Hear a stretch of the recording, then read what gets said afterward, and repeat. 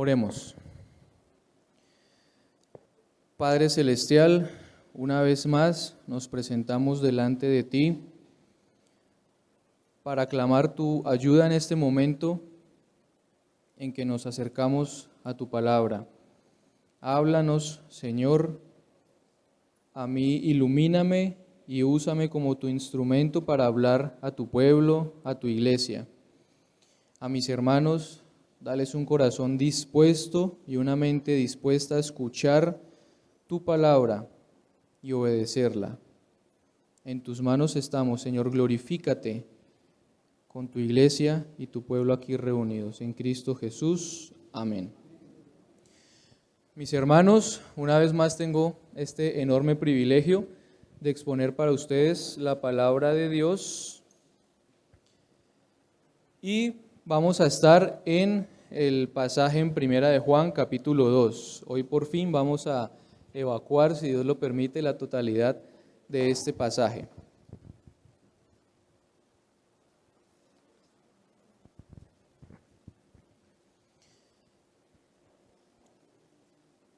Juan capítulo 2, versículos del 1 hasta el 6. Y el enfoque de nuestro sermón de este día, de esta mañana, va a estar enfocado en la obediencia como un rasgo distintivo, como el único rasgo distintivo de todo cristiano. ¿Por qué? Porque hoy día, aún entre nosotros, hay muchas razones por las cuales una persona puede identificarse a sí mismo como cristiano. Algunas de estas razones, las más comunes, son porque crecí en la iglesia, porque mis papás son cristianos, porque llevo 5 años asistiendo a la iglesia, porque participo del grupo de adultos jóvenes, etcétera, etcétera, a veces por pura costumbre. Pero lo que tenemos que preguntarnos es si estas razones son legítimas. ¿Alguno de estos argumentos es válido para que yo pueda identificarme como un cristiano, para que yo pueda llamarme cristiano? ¿O cuál será la razón verdadera? Muy bien, vamos a iniciar desde el versículo 1 y vamos a retomar solo un poco los 2 primeros versículos que ya evacuamos en 2 sermones anteriores. Entonces el versículo 1 dice: hijitos míos, estas cosas os escribo para que no pequéis, y si alguno hubiere pecado, abogado tenemos para con el Padre, a Jesucristo el justo. Entonces, como les dije anteriormente, Juan quiso escribir esta carta para que sus lectores, para que los creyentes de aquella época tuvieran consuelo, para que tuvieran esperanza cuando eventualmente cayeran en pecado. Hay que hacer una aclaración importante, y es que no se trata aquí de la práctica del pecado. ¿Qué es la práctica del pecado? Es cuando una persona peca una y otra vez de la misma forma, conscientemente, intencionalmente, y no se arrepiente, no deja su pecado, no se vuelve de su mal camino. Alguien que actúa de esta forma está practicando el pecado y eso es totalmente condenado por la Escritura. El mismo Juan en el capítulo 3 lo condena con severidad. Pero a los creyentes a quienes él escribía, eventualmente caerían en pecado. Puede que ni siquiera intencionalmente, pero nuestra carne tristemente nos pone en ese dilema, en que aún necesitamos luchar contra el pecado, en que aún somos susceptibles del error. Así que cuando este suceso, que para nosotros debe ser trágico, por pequeño que sea, ocurra cuando pequemos, debemos recordar que tenemos un abogado para con el Padre, y ese abogado se llama Jesucristo, el justo. Y Él, más que defendernos, lo que hizo fue ofrecerse a sí mismo como un sacrificio propiciatorio por nuestro pecado. Eso es lo que está diciendo el versículo 2, y Él es la propiciación por nuestros pecados. Él es quien aplacó la ira de Dios al presentarse como un sacrificio por nosotros. Esto nos muestra que usualmente le damos al pecado una importancia menor a la que en realidad tiene. A veces pensamos que esto del pecado todavía es una tendencia dominante en nuestras vidas. Parece que nos resignáramos ante el pecado y caemos y caemos y caemos y volvemos a caer. Pero si contemplamos cuál fue el pago que recibió nuestro perdón, nuestra salvación, cuál fue el pago que Jesucristo pagó, perdónenme la redundancia, por nuestro pecado, nuestra perspectiva sobre el pecado cambiaría. No lo veríamos como algo normal, no lo veríamos como cualquier cosa. ¿Por qué? Porque el precio que se pagó fue la vida del Hijo de Dios. Porque la paga del pecado, de nuestro pecado, es la muerte, y aquel que murió es Jesucristo. Pensarlo de esta forma hace que repudiemos el pecado, que veamos su malignidad, que nos alejemos de él, que luchemos y batallemos contra el pecado. Ese es el precio de nuestra salvación. Por esta razón, porque Él se entregó por nosotros, el Señor Jesucristo puede ser nuestro abogado, porque en Él es el único en quien se encuentra el mérito de nuestra defensa. Él se puede presentar delante de Dios para interceder por nosotros y reclamar un veredicto de inocentes. ¿Por qué? Porque Él ya pagó nuestra deuda. Cuando pecamos, cuando nuestro corazón es afligido por la debilidad de nuestra carne, podemos entonces acudir a Cristo y en Él tenemos perdón, en Él tenemos reconciliación y justificación. En todo esto quiero hacer una salvedad totalmente importante. La Escritura no se refiere a aquel que practica el pecado. Mis hermanos, todo aquel que practica el pecado no es nacido de Dios. Todo aquel que practica el pecado, que peca una y otra vez sin arrepentimiento, no es de Dios. Dice Juan, es del diablo. Y esto lo vamos a ver en los versículos desde el 3 en adelante. El versículo 3 dice, y en esto sabemos que nosotros le conocemos. Ayúdenme a terminar. Sí. Muy bien, en esto sabemos que le conocemos, si guardamos sus mandamientos. Según ese versículo, ¿qué es lo que podemos saber? Si en realidad conocemos a Dios. ¿Y cómo podemos estar seguros de que conocemos a Dios? No quite sus ojos del versículo 3.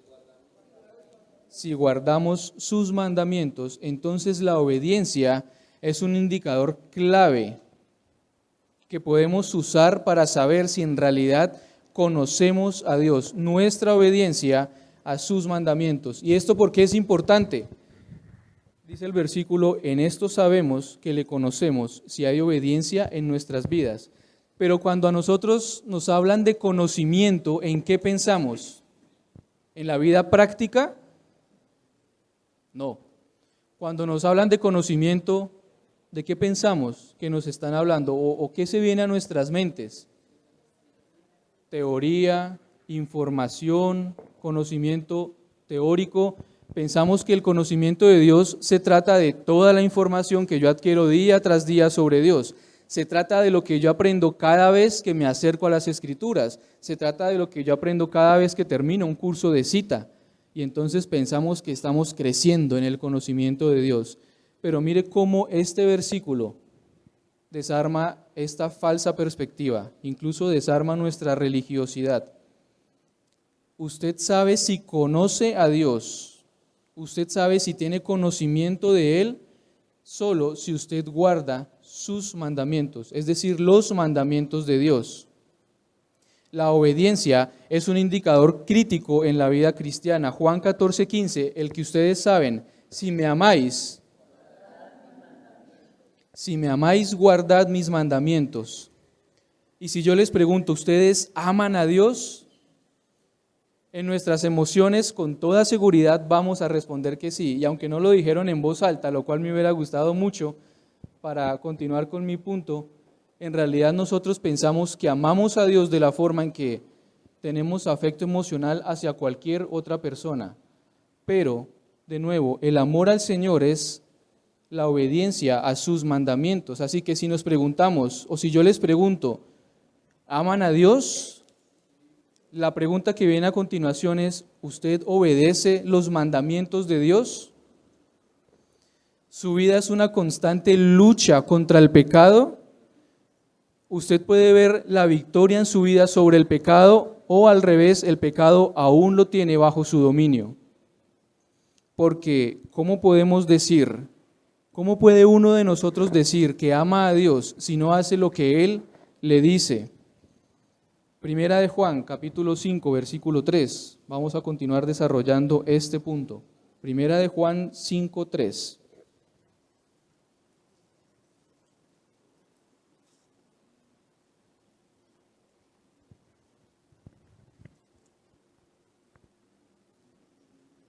Y todos me van a ayudar a leer. Dice así, pues este es el amor de Dios.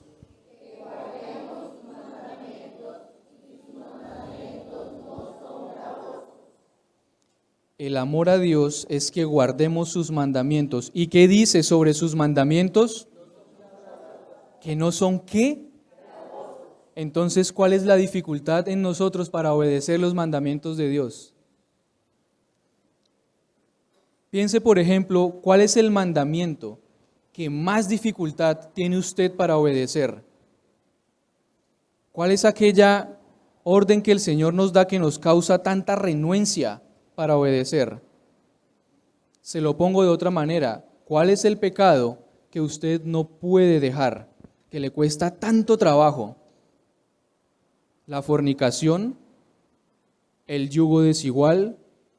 ¿La pornografía? ¿La administración del dinero? ¿El llegar a culto los domingos? ¿Controlar su lengua? ¿Dejar el chisme? ¿La murmuración? ¿El enojo? ¿El resentimiento? ¿Dejar la gritería? ¿Dejar las mentiritas?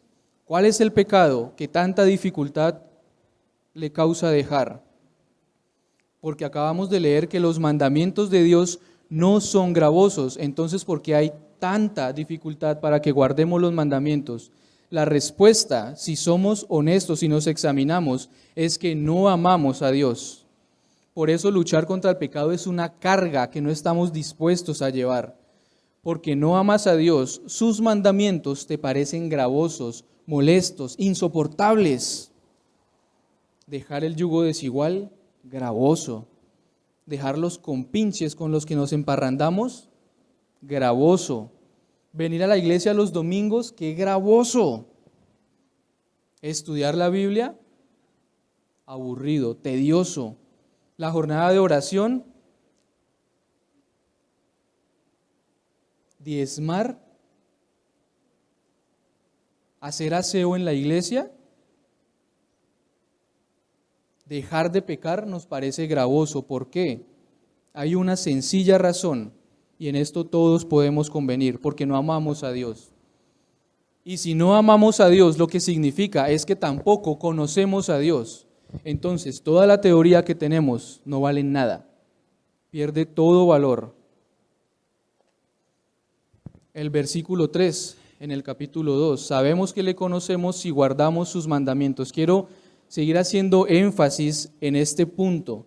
Cuando hablamos de conocimiento, pensamos en algo teórico, en algo abstracto, que se limita a lo que podemos saber de Dios mediante el estudio de la Biblia, de la teología, de la historia, o haciendo uso de nuestras facultades intelectuales, el conocimiento, la información que yo puedo adquirir de Dios. Por eso este concepto de Juan es un desafío a nuestra forma de pensar y de ver la vida cristiana, es decir, toda nuestra vida, porque nos muestra que el conocimiento teórico en sí mismo no es lo importante. Si lo que aprendemos no se hace visible y palpable en nuestra conducta, en nuestro carácter, en nuestra relación con Dios y con las otras personas. Entonces, hagamos un breve inventario. ¿Cuántas veces has leído la Biblia? ¿Cuántos años hace que asistes a la iglesia? Los más antiguos, ¿cuántos cursos terminó con MINS? Porque yo tengo la licenciatura y la maestría con MINS, Nico. ¿Cuántos cursos ha terminado con cita? ¿Cuántos cursos ha terminado aquí en la iglesia? ¿A cuántas reuniones asiste? Todas estas son cosas en las que nos gusta gloriarnos, ¿no? Nos graduamos de cita, un curso más. Tenemos la licenciatura con MINS, qué bueno. Yo soy teólogo, conozco la doctrina, conozco la teoría, pero todo esto viene a ser basura si no está acompañado de una vida de obediencia voluntaria y amorosa a Dios. Y nuestra obediencia a Él, el sujetarnos a sus mandamientos, no es una carga que nos imponen, no son gravosos, acabamos de leer, sino que es algo que surge en nosotros en forma natural, podríamos decir, por la acción que el Señor ha hecho en nosotros a través de su Santo Espíritu, porque nuestra mente ha sido cambiada y renovada, y ahora tenemos la mente de Cristo. Por eso obedecerle no debe ser carga para nosotros. Si es así, usted necesita evaluar si en realidad conoce al Señor. ¿Usted quiere conocerlo? Comience por guardar sus mandamientos. Yo puedo memorizar toda la Escritura. Usted puede aprenderse todos los credos, todas las confesiones. Usted puede estudiar a Berkov, Calvino, MacArthur, al que quiera. Pero si usted no tiene amor, que es obediencia, de nada le sirve, de nada le vale todo lo que usted antes estimaba. ¿En dónde aprendemos sobre la providencia de Dios? Hablando de uno de los atributos que podemos conocer de Él. Aprendemos de la providencia de Dios en los libros, en la literatura, o lo hacemos orando día tras día, esperando con confianza que Él provea para nuestras necesidades. En donde un padre de familia puede aprender que Dios suplirá sus necesidades, en la teoría o en la práctica, esperando y confiando en Dios, que Él proveerá, como acabamos de cantar, que Él nos sostendrá. ¿Cuál autor nos enseña sobre la paciencia si no aprendemos a aceptar que todo lo que ocurre en nuestras vidas es parte del propósito soberano y amoroso de Dios para nosotros? Sí, cuando nos irritamos, cuando desconfiamos, cuando las pruebas nos hacen dudar del poder de Dios y de su amor por nosotros, ¿acaso un libro nos va a servir? ¿O la certeza de confiar que Él es soberano, que Él nos está guiando, que Él nos sostiene, que aún así, a pesar de la dificultad, Él es bueno con cada uno de nosotros? ¿Y cómo va a poder usted aceptar la voluntad de Dios si no es consolándose en su amor y en su bondad? Yo quiero que ustedes vean y entiendan este punto. El conocimiento de Dios no es algo que podamos obtener en algún libro o acudiendo a ningún autor. No, a Él podemos conocerlo cuando experimentamos su providencia, su bondad y su amor en nuestras vidas. Él quiere que lo conozcamos, pero no solo en la teoría, no solo en la superficie. Él quiere que lo conozcamos a través de una relación personal e íntima con Él. Eso es la vida cristiana. Y todo esto solo podemos vivirlo cuando guardamos los mandamientos de Dios. Naturalmente, el conocimiento teórico tiene aquí una parte importante, porque debemos ir a la Biblia y conocer allí el carácter del Señor para entonces luego poder confiar en Él, esperar en Él y acudir a Él.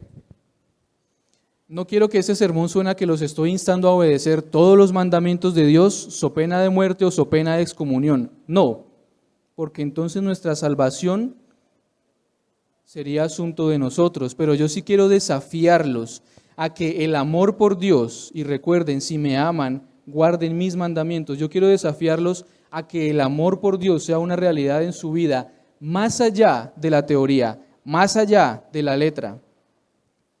Que si fallaremos, que si caeremos, que si pecaremos, seguramente sí. Y será triste y será doloroso, pero por eso debemos recordar constantemente, todos los días, que Cristo ya pagó por nuestros pecados, que Él nos ha hecho libres del yugo de la carne, que Él nos dio libertad de la esclavitud en la que el pecado nos tenía. Por eso es imperativo y es urgente que estemos en Cristo, que seamos hallados en Él, en su justicia, que es por la fe. El versículo 4, en Primera de Juan, capítulo 2. Y todos me van a ayudar a leer este versículo. El que dice, yo le conozco,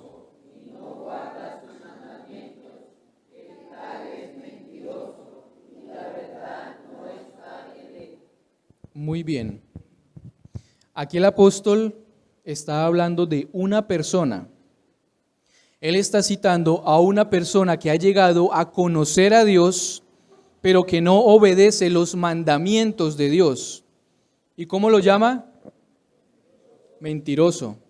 La gran pregunta es, ¿usted es esa persona? ¿Usted es aquel que ha llegado a conocer a Dios, a adquirir mucha información y teología sobre quién es Dios, pero que aún no vive conforme a sus mandamientos? ¿Usted es uno cuyo cristianismo se queda en la teoría y en la palabrería? Juan dice que aquel que conoce a Dios, pero que no obedece sus mandamientos, es un mentiroso. Este tipo de personas son unas mentiras andantes. Y un mentiroso no es solo aquel que niega o que distorsiona la verdad, es uno cuya conducta está opuesta a la verdad, y la verdad es Cristo. Así que tu conducta refleja el actuar de Cristo, tu conducta se acomoda a la verdad, a la forma en que Cristo vivió, porque si no es así, si no vives como Cristo nos enseñó a vivir mientras estuvo aquí en la tierra, dice Juan que eres un mentiroso. Así que en este punto todos necesitamos y debemos reconocer nuestra debilidad, debemos reconocer nuestro pecado e ir a Cristo. Él es nuestro abogado, para eso Juan escribió esto. Él es nuestro abogado, Él es el único que se presenta delante de Dios y puede hablar en defensa nuestra. Solo de Él podemos recibir el perdón y la justicia que necesitamos para estar delante de Dios, para tener comunión con Él. Él murió, mis amados, para que nosotros vivamos. Por eso, Él es nuestra justicia delante del Padre. Cuando la palabra de Dios dice, si alguno hubiere pecado, abogado tenemos para con el Padre, a Jesucristo el justo, es porque Dios conoce nuestra naturaleza. Él sabe que pecamos. Él sabe que nuestra tendencia es a ser mentirosos, a no actuar conforme a la verdad y que en consecuencia necesitamos un Salvador, un defensor, un abogado. Toda la Escritura nos conduce a Cristo, toda la Escritura nos lleva hacia Él, a no confiar en nuestras obras ni en nuestra justicia, sino a confiar y descansar en Él. Cuanto más pasajes de estos que claramente nos dicen, si usted no obedece, usted es mentiroso. Si usted no guarda la palabra de Dios, en usted no está la verdad. Dios conoce a todos los que estamos aquí. Dios lo conoce a usted y a mí íntima y personalmente. Él conoce todo lo que ocultamos a los ojos de los hombres. Así que la gran pregunta es, ¿tú eres un mentiroso? Uno que conoce en teoría a Dios, pero que no practicas la verdad. El versículo 5 contrapone la idea anterior, pero el que guarda su palabra, en este verdaderamente el amor de Dios se ha perfeccionado. Por esto sabemos que estamos en Él. El que guarda su palabra. La palabra de Dios es la revelación de Dios que culmina en Jesucristo. Vamos a ver esto en Hebreos capítulo 1, versículos 1 y 2.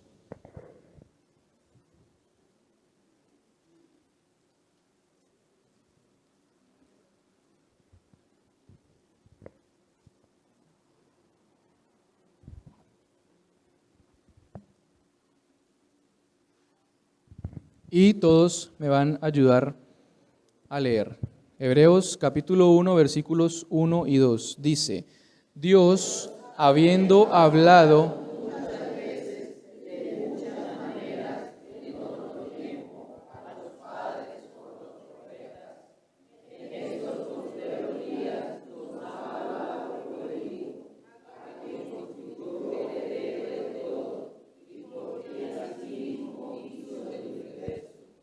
Muy bien, ponga sus ojos en el versículo 2. En estos postreros días nos ha hablado por el Hijo.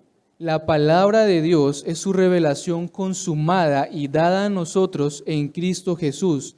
Y Juan hace eco de las palabras de Jesús en la institución de la Santa Cena. Ustedes también recuerdan esto. Respondió Jesús y le dijo, el que me ama, mi palabra guardará, y mi Padre le amará, y vendremos a él y haremos morada con él. El que me ama, mi palabra guardará. Esto significa que todo aquel que obedece la palabra de Dios puede experimentar solo en esa práctica de obedecer el amor de Dios. No se trata de acumular conocimiento a expensas de la obediencia. Se trata de someter nuestra vida a la palabra de Dios, que es Cristo, para que entonces podamos experimentar el amor de Dios que nos es dado en Cristo Jesús.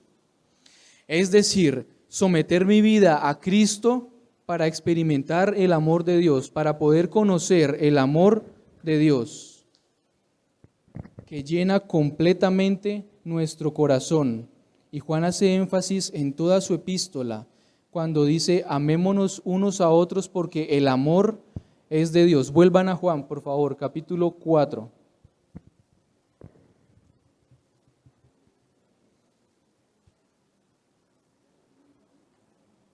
Primera de Juan, capítulo 4.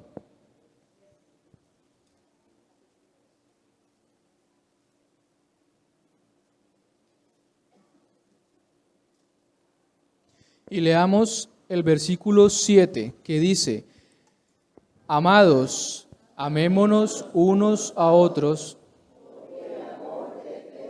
Y más abajo el versículo 12, nadie ha visto jamás a Dios, todos, si nos amamos unos a otros.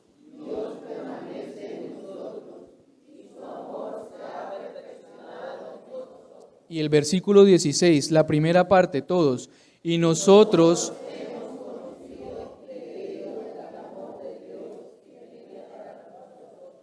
Entonces, solo esta primera parte. Entonces, el amor de Dios que nos ha sido dado a través de Cristo es el que nos constriñe, el que nos mueve a amarnos unos a otros, a actuar conforme a su palabra, a cumplir sus mandamientos voluntariamente por pura gratitud, como una respuesta al amor que Él nos ha manifestado. Es decir, que nosotros amamos a Dios, que nosotros obedecemos sus mandamientos porque Él nos amó primero. Y la conclusión de Juan en este pasaje, el versículo 6, en el capítulo 2. El que dice que permanece en Él debe andar como Él anduvo. ¿Ya están todos ahí? Primera de Juan 2:6. Leamos todos. El que dice que permanece en Él. Entonces, de nuevo les pregunto, ¿cómo sabemos que estamos en Él? ¿Cómo sabemos que estamos en Cristo? Porque permanecemos en Él, porque andamos como lo hizo Jesús, porque vivimos como vivió Jesús. De nuevo, la idea es clara y yo quiero que la escuchen. Así como Jesús vivió mientras estuvo en la tierra, del mismo modo nosotros debemos caminar todo nuestro peregrinaje imitándole, caminando como Él caminó, andando como Él anduvo. Eso es la esencia de nuestra vida cristiana. Entonces, para andar con Jesús no hay mejor camino que guardar sus mandamientos. Ya en conclusión, sabemos que conocemos a Dios si guardamos sus mandamientos, como acabamos de leer en el versículo 3. Según el versículo 4, el amor de Dios está en nosotros si guardamos su palabra. Y nosotros sabemos que permanecemos en Cristo si andamos como Él anduvo. Les mencioné 3 condicionales: si guardamos sus mandamientos, si guardamos su palabra, si andamos como Él anduvo. Yo no estoy diciendo que para alcanzar la salvación, que para alcanzar a Cristo, usted necesita ser obediente. No.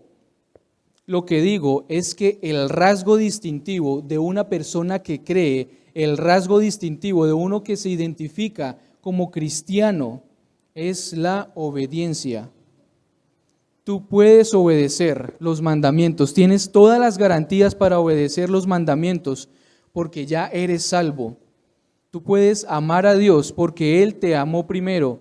Puedes pensar e imitar a Cristo porque tu corazón y tu mente ya han sido renovados por Él.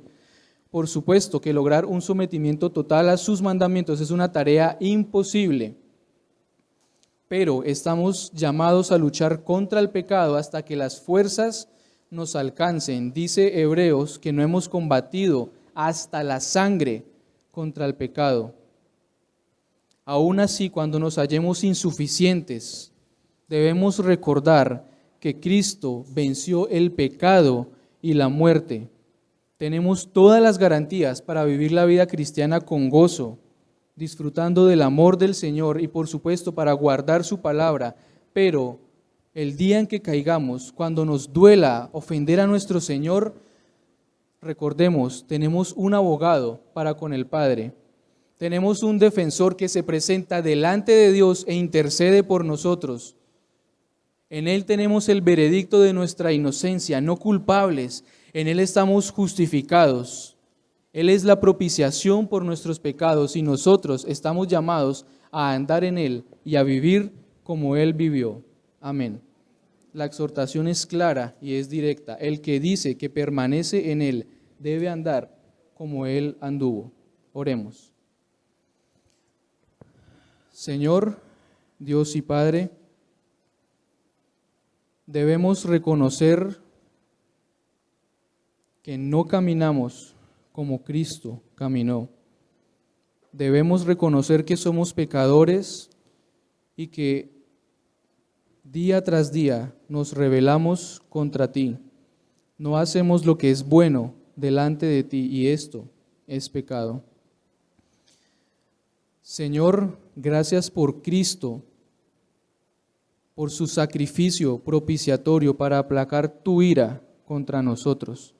Gracias porque Él es nuestro abogado y cuando caemos, cuando fallamos, podemos acudir a Él, porque Él ya murió y pagó por nosotros, porque nos ha dado su justicia, que es perfecta, con la cual podemos estar delante de ti.